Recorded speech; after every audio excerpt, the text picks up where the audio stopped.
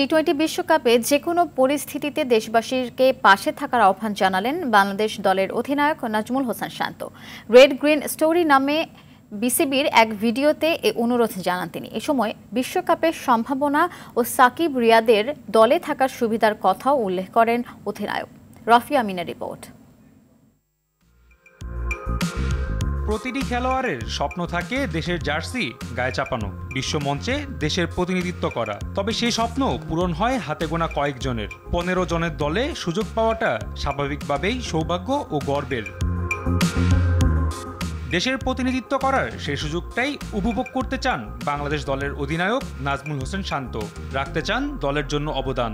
এই সময়টাকে এনজয় করতে চাই এবং টিমের হয়ে প্রত্যেকদিন কন্ট্রিবিউট করতে চাই। যে রেসপন্সিবিলিটিসটা আছে ওইটা ঠিকভাবে পালন করতে চাই, এটাই টার্গেট। অনেক বেশি দায়িত্ব বেড়ে গেছে, জিনিসটা এভাবেও চিন্তা করতে চাই না।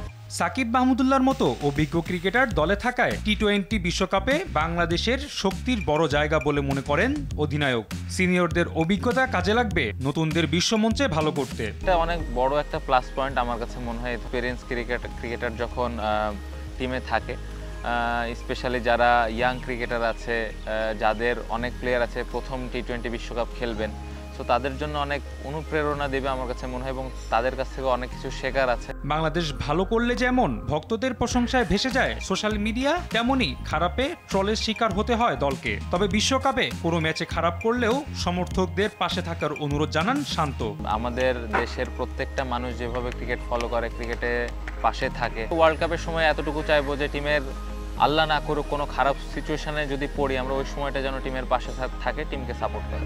বিশ্বকাপে আলাদা কোনো লক্ষ্য নেই জানিয়ে বাংলাদেশ অধিনায়ক বলেন, সবাই যার যার দায়িত্ব সঠিকভাবে পালন করলে ভালো ফলাফল সম্ভব।